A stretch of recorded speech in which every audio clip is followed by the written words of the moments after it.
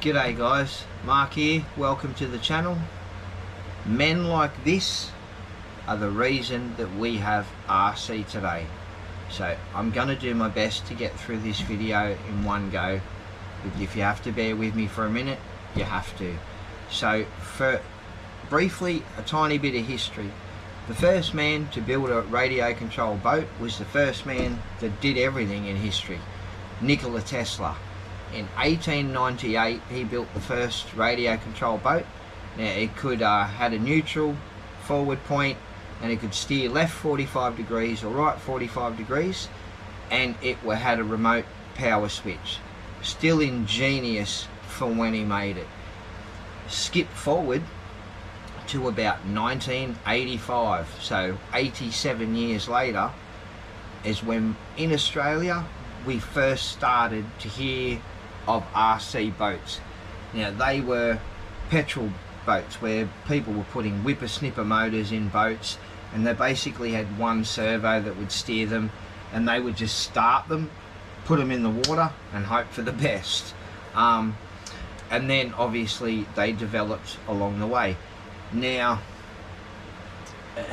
this is where its memory gets a little bit hazy, but I'm 50 now. I was 14 at the time. So my grandfather had a man sorry that sounded really bad. My grandfather had a mate named Bill Elborn. Now I didn't really know him. It's just that a lot of people speak of him, and I just want to put some respect on his name because he's also a huge pioneer in what we know for RC boats today. So even though they weren't in Japan and didn't have anything to do with kits and stuff, they were just pioneers because they were smart men and they just did it for themselves. So this boat was built by my late grandfather. His name was Ronald Cook. People just called him Cookie. Now he completed this boat in about 1988. So as I said, I was 14 at the time. So we're going to bring the camera over here and have a good look at this boat. I haven't looked inside this boat for 36 years, so that's going to be a little bit tough for me. So let's go through it together, guys. It's difficult to get a good camera angle, so I just thought I'm just going to give you a really good look at the boat like this first. Look at the detail in that. This is incredible, and absolutely everything worked. Everything. Absolutely incredible. Now I do remember being a teenager when so like I said, this is a difficult video to get through, guys. I'm sorry, but I'm doing my best. He was a draftsman by trade, so he brought home some drawings from work of a real life tugboat. He laid them out on the kitchen floor, scaled everything down, designed, and just did absolutely everything himself. He cut every single plank for this boat out of balsa wood. He cut every single part out of wood and put it together, and then fiberglassed it. So let's have a look at the inside of it.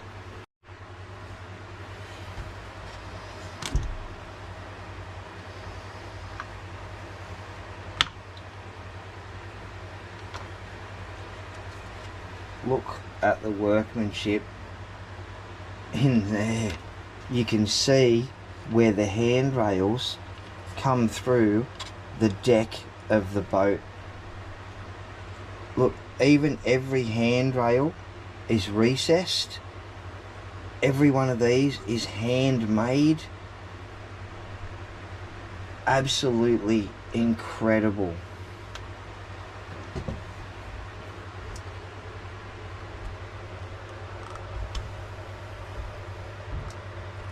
Wow, oh my god, look at this. This is absolutely crazy. You can see there he's made his own gearbox, and that there is the steering servo, I believe, for memory. Okay, hang on, sorry, the camera's playing up. Yeah, got it now.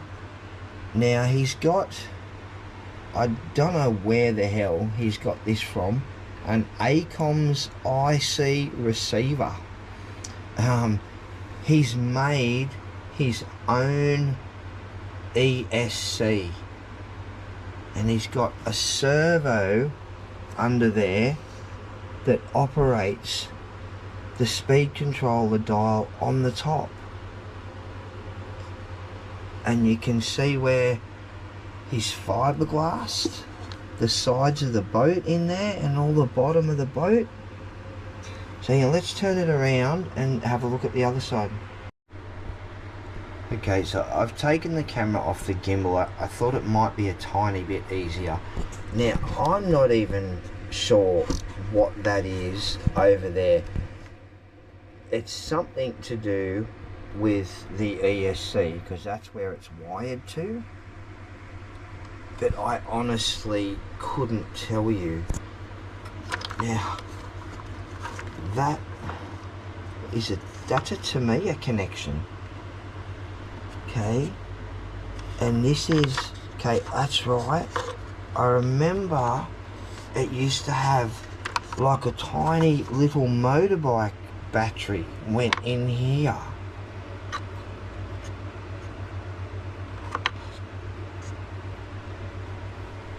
Look at the detail in that, the anchor winch. Now, I'm not going to touch it, but I do remember the anchors do actually drop and move.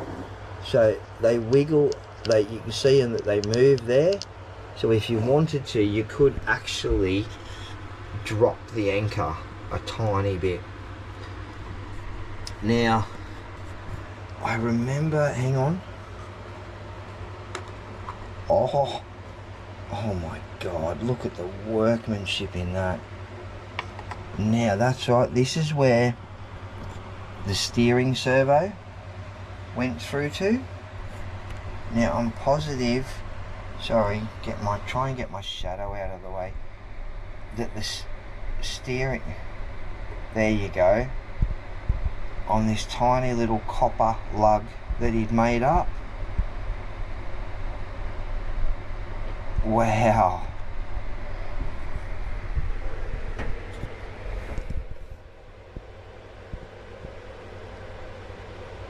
Absolutely unreal. Now, I know that this boat is an exact scale replica of a real tugboat called the Wombi. So let's just pop that back on there for a second and put the hatch back on. Yeah, so this was an exact replica of a real tugboat called the Wombi. Now, don't quote me on this.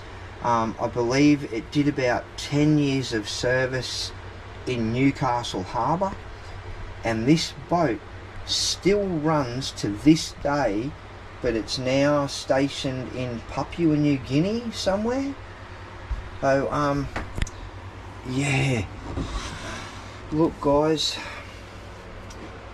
thank you so much for bearing with me through this video. It was a tough one for me to get through. It was one that I'd constantly kind of put off because I didn't feel I could ever do it justice.